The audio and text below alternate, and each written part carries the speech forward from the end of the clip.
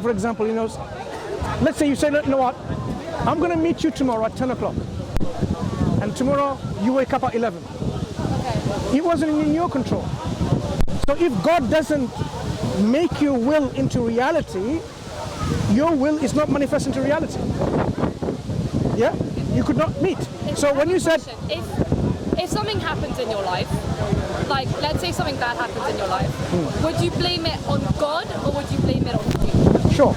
We would never blame in God. Why? It's like Because because there's like two different types of how people think. There's internal and external locus of control. So if you're internal, you will take responsibility for your action. If something happens to you, you can say, yes, it's my fault. Like it's because of my action that this happened. And there's some people who are like, actually, it's out of my control. Like this happened, it's out of my control. Like God wanted it to happen. Like what type of person are you? Do you take responsibility for your actions, or would you just be like, yeah, it's just because God wanted it? yeah. As Muslims, we take responsibility for our actions, the good actions and the bad actions. We don't ever, and we should never blame God, because certain things can happen with the will of God as a test. Yeah. So God tells us clearly, like, do you think He created you and He's going to leave you like this without testing you? Yeah. He will test you, see whether you are in good in actions or not, because He created you for a reason. That's what I was getting at. Yeah. And that reason is to worship, to glorify, to thank, to praise, show gratitude to God. Because in that depends on our future abode, whether it's going to be a life of eternal happiness and joy and tranquility, or it's going to be a life of misery and suffering, pain, and so on and so forth. We can make the destination based on our belief and our actions. So God, often in our life, He wants to make us develop and progress in this journey of ours, and He will test us and see whether you are patient and whether you're grateful and thankful or not. Okay? So constantly there will be either from a loss of life, of wealth, of crops, certain things here and there. God says in the Quran, it's just to test certain people. Aren't certain people, as you are alluding to, they just say, I can't take it anymore. Why is my son dead? And the doctors couldn't save him, and they disbelieve in the Creator. So that shows their faith that they're supposed to have had on solid foundation was so weak. They are not even grateful that God gave them all of this and He can take life like He gave life. God is the one who's given us life, and He will be able to take it. So why are we then saying, oh, God's taking the life? It wasn't in ours to begin with. To give an example,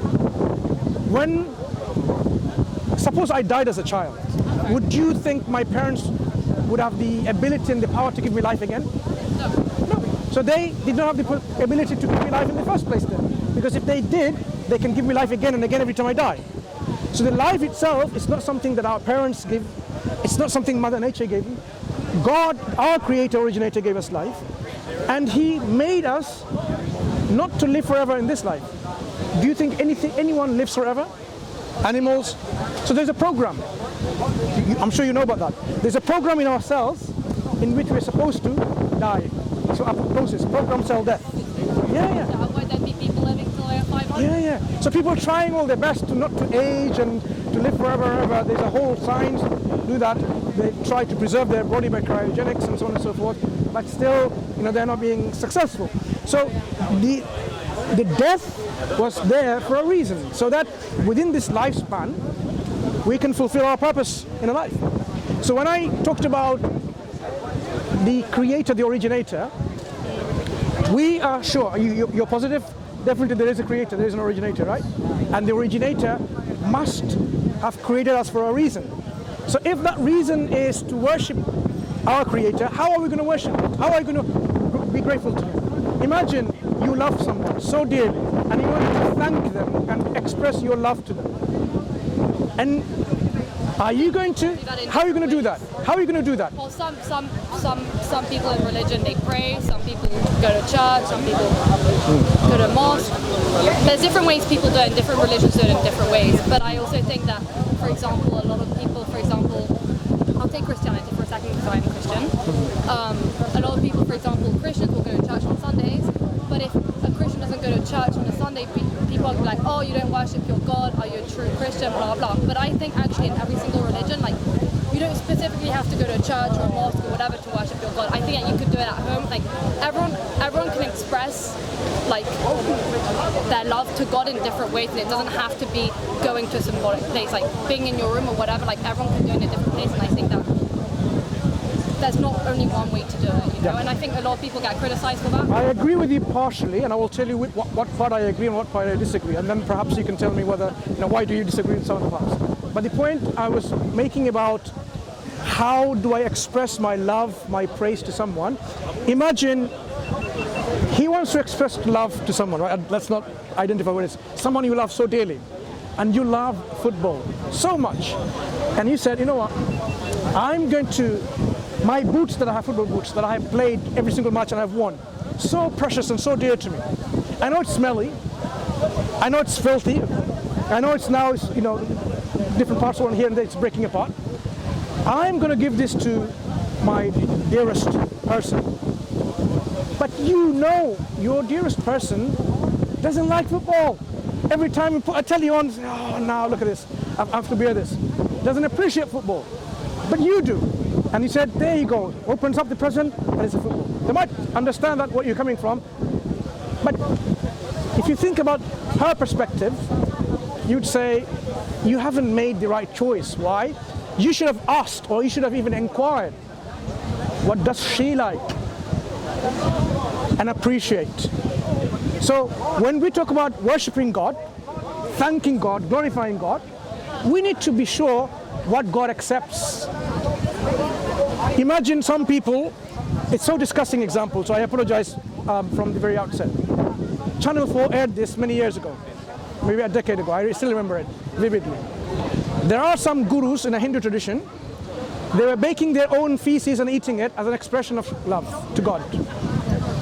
Do you think, in a reasonable mind, that God appreciates people baking their own feces and eating? How will you know what God appreciates and what God doesn't appreciate? Good, very good question. That means we need to know, right? We can't not to. You will never know. Yeah. We can only know if God tells us what He appreciates. But God cannot tell you because He's up there. Let's discuss this matter. Would God not communicate to His creation what He wants from us, why He created us? Would that not be expected of God to do? Or do you think God would leave people in confusion, where people make their own destiny into, okay, I think God wants me to just smoke a cigar and be happy and that's it. And some people say, no, God wants me to enjoy my life.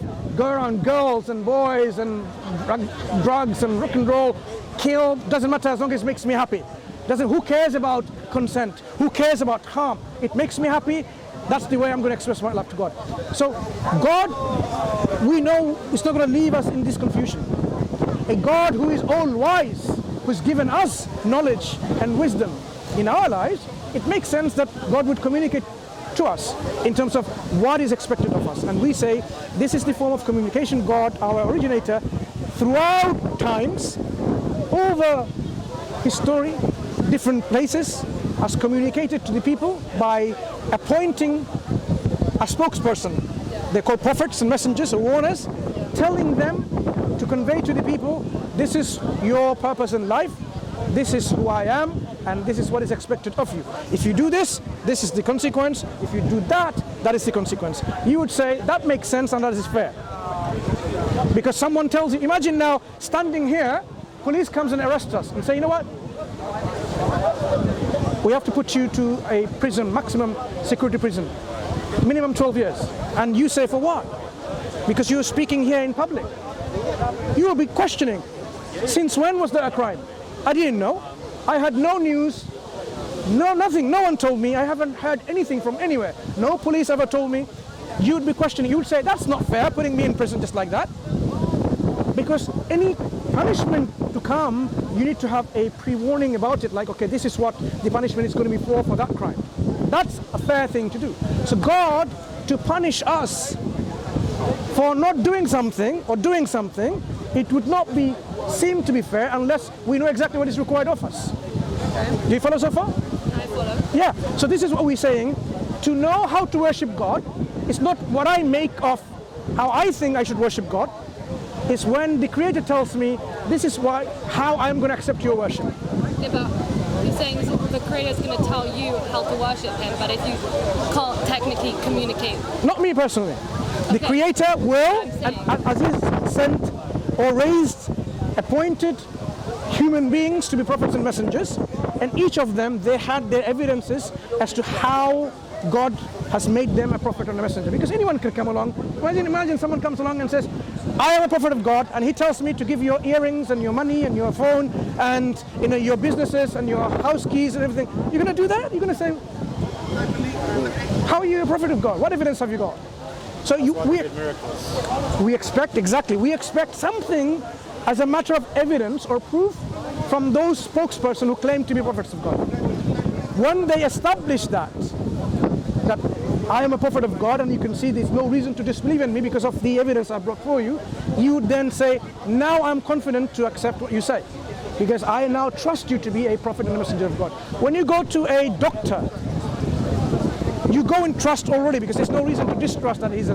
But if you already know there's some fishy thing going on about this surgeon, and you hear from other people that this man or woman didn't even go to a medical school, didn't get a degree, never went and passed his exams, all fake, you will be very suspicious. You would not trust that person, isn't it?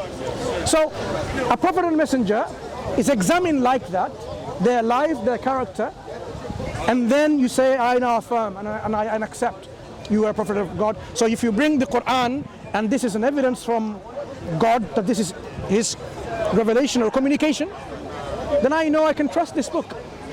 And if God says, worship me and don't worship idols, don't worship trees or stars or moons or planets or anything in the creation. Everything that's written in this book, though? Okay, very good question. If this book is evidently demonstrated, evidently How can demonstrated. you be so sure that all of this is true? Very good question. And this is exactly the nature of the Quran demonstrating itself to be true. Because some of it might be a lie, and like during centuries things may change and people might add stuff, take away things. How do you know that this is actually like facts, you know? Yeah, this is a very good point. So let's talk about firstly, how do we know it's changed or not changed, right? So the Quran has been transmitted from the first person that was given to the Prophet, 1444, 5 years ago. It's about 1400 years ago. Yeah. It was transmitted through memorization as well as in written form. We now have manuscripts from within 100 years of his time. So many manuscripts across the globe, in private hands, in museums. There's one in Birmingham University, right? Birmingham Library. There's one in Oxford. There's one in Cambridge. There's one in Vatican. There's in Russia. Everywhere around, manuscript, because Quran was transcribed and copied in large numbers so that people can have access to everywhere. It wasn't like a certain clergy had in control and they will only preach from there and you just listen and whatever I want to tell you and I have control. It was not. It was in the hands of people. So it was transmitted like this, and you can go back now and look at the Quranic manuscript and you can see, yes, you can read the Quran as you read the Quran today. Yeah? Do you believe everything written inside? That's the point I was going to answer. Yes, I do. But how I do that is the mechanism I'm going to share with you. And you follow everything in this book? I try all the best. As Muslims, they should. So some people, sometimes we fall short because of our weaknesses. So because of our desires and our shortcomings. But always then we repent to God and say, God, I'm sorry. I will try to mend myself. This is what is expected of us. Because we're not like someone who is, so perfect. We are meant to strive towards perfection. That's the whole idea of our life, our journey. That you try to strive towards perfection, and in doing so, if you fall short, but you admit and confess that you have done something wrong and immediately turn to God, He will say He accepts your repentance because He knows your weaknesses. So the transmission was through memorization as well. So if I were to now tell you that any chapter of the Quran, if I were to read it to you in the Arabic language as this Quran is, and if I make a mistake, you'll find so many people correcting my mistakes. You can go to any mosques, when they read the Quran in their prayers, they 5 times a prayer Muslims pray. The morning prayer, Fajr, Maghrib and Isha, the 3 prayers, they read it aloud, the Quran. If the Imam who's leading the prayer makes some mistakes, so many people from the row, back and so on, even a young child, will correct that mistakes. That's how the Quran is being protected, because Quran has been memorized. Do you know how many hundreds and thousands, if not millions of people have memorized the Quran? Word for word, letter for letter, and they don't even speak Arabic. Millions of people, yeah? So at any one time, if you go to Muslim countries, there are special memorization school where they memorize, yeah? So I can bring someone who is a 7-year-old and memorize the whole book. I can't do it now, it's so difficult for me. I tried, right? I'm trying, make supplication for me, but I'm saying you can bring a 7-year-old who memorized the whole Quran. So you can go and trace this back a year before, a decade before, 100 years before, 200, and all the way go back. This is a living tradition. Here, in Germany, in China, in Palestine, anywhere in the world, people have always, in every generation, memorized the whole book. So that's why we can be sure that the Quran that we read today is the Quran that the Prophet left behind. Now, how do I know this Quran, all of it is from God? Because when I examine this book, you can be sure that the Quran has provided certain falsification tests and still stands to that test unfalsified. You see, if a book gives you some test of it, and you can say, if you do this, that's definitely not from God, then he will say it's not from God. To give you one example which you'd appreciate is, do you think a book from the Creator will contain mistakes? Of course not, because he's all knowledgeable. The Quran says so. If this book, the Quran, was from other than God, you will find many discrepancies, many inconsistencies. Well, you have a criteria. If this book has shown some mistakes, discrepancies, contradictions, you will say, I'm sorry, this book is not from God. One criteria, falsification test. Another criteria, the Quran says, if you think this book is not from God, what you have to do is simply produce a chapter like it. If you can't do it, go and ask for help from your supporters, your people who can. And this is where the challenge is. Look here. And if you're in doubt about what we have sent down, this Quran, upon our servant, Prophet Muhammad ﷺ, then produce a surah. This is a surah, each 114 surah or chapter. Okay. Then produce a surah like thereof, and call upon your witnesses, as I said, supporters, other than Allah, God, if you should be truthful, if your doubt is true, right? But if you don't do it, and you'll never be able to, then fear the fire whose fuel is people and stones prepared for the disbelievers, and give good tidings to those who believe, and to righteous deeds, and do righteous deeds, that there be gardens on which these rivers flow, and so on. So there's a warning and there's a glad tidings for people who believe in it. So the Quran tells you in a very second chapter at the very beginning, if you are doubtful that this is not from God, imitate something like it. Now this is a profound falsification test the Quran offered, and it's still being offered today to falsify it. People keep on trying. The Arabs at that time were masters in the Arabic language. The Prophet Muhammad ﷺ, they knew he didn't go to school to read and learn, and they knew he couldn't even read and write, let alone compose poetry. So when he brought the Quran with rhymes and rhythms, yet not prose or not poetry, and Quran says bring something like it, you'd expect them to be able to imitate it. You know, you can imitate Shakespeare. ChatGPT can do it. Yeah, you can imitate anything in terms of literature, music, and so on. But you cannot do that. I made a video about ChatGPT imitating the Quran, and it admitted he can't do it because of the objective nature of the challenge. Yeah. So if you type in ChatGPT and the Quran, you will see my video coming up, how it is not possible for even artificial intelligence, let alone human beings, to imitate the Quran. Why? Because of the structural construction that the Quran is given. The speech, where you can imagine the speech of the Creator. He made it in such a construction that no one can imitate it. It's difficult to appreciate because literature may not be your forte. But if I were to give an analogy, maybe it can help to understand. You see these kind of building and structures that you see, right?